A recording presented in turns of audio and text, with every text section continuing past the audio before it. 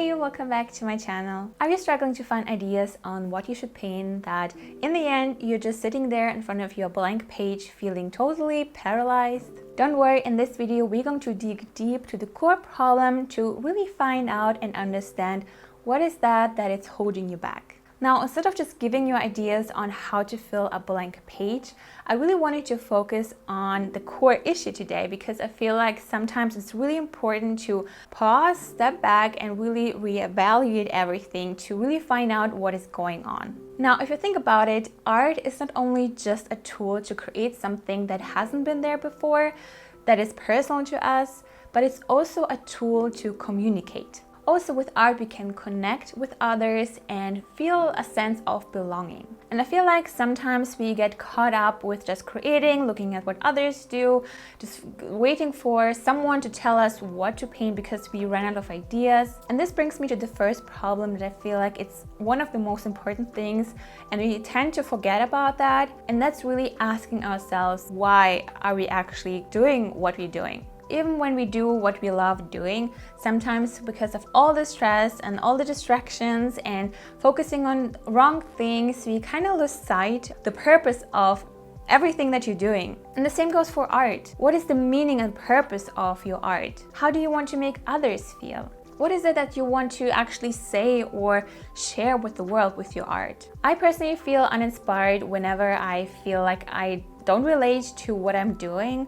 Like it's nothing that I feel connected to. It's nothing that I enjoy actually doing. I'm just doing it because I don't know, why not? It's just nothing pure out of my personal joy or something that has value to me or a certain meaning. So what I would really recommend is to just pause and reflect on why you're creating art. It doesn't have to be super complicated. It can be something like you just wanted to paint because it's fun and relaxing to you, but for some reason you just got so caught up in how you paint something, all the details, and you started criticizing how you do something because you just lost sight of the fact that you just wanted to paint to have fun and relax after a busy day, or just to have fun.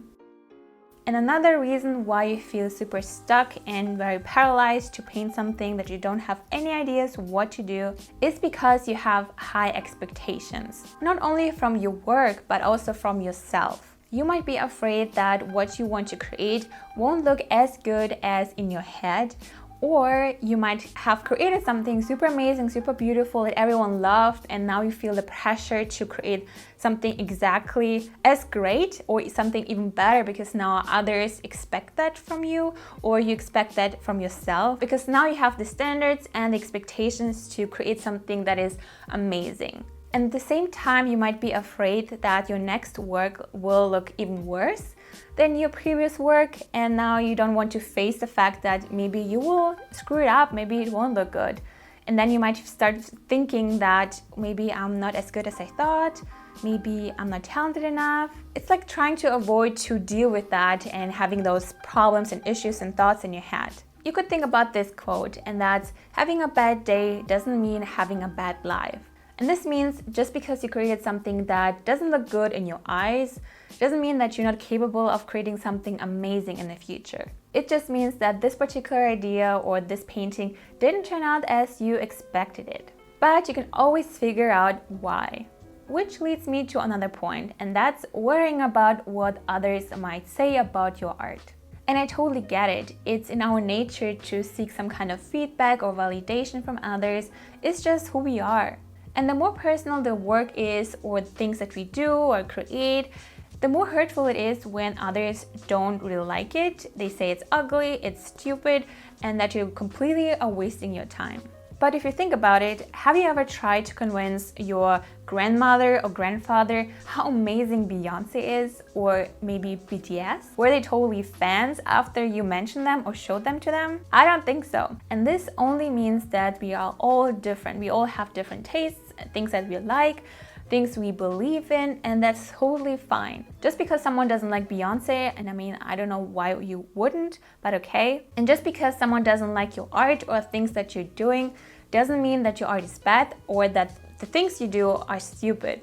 It just means that this person doesn't really understand what you're doing, or that this person doesn't really get your art because they prefer something else.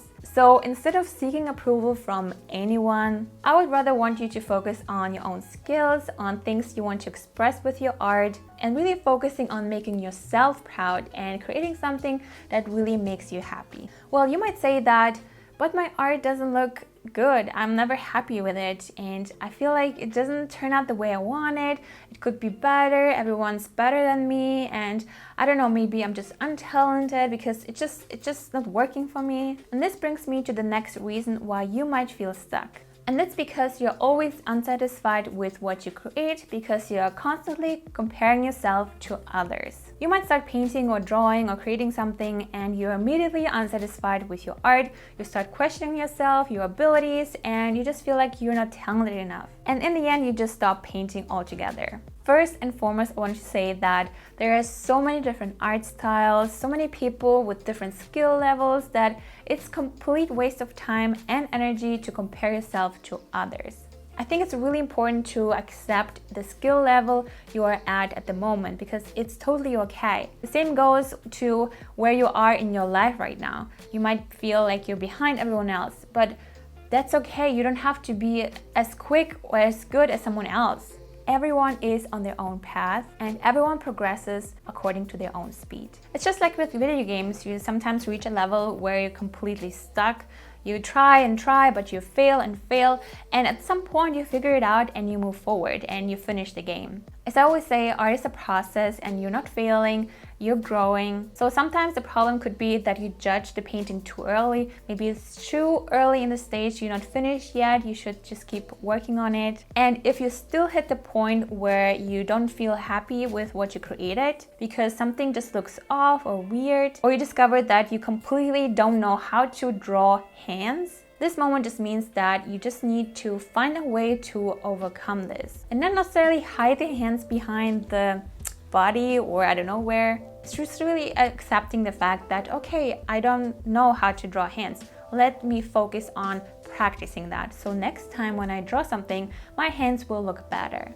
The only problem is that we usually expect everything to happen right away.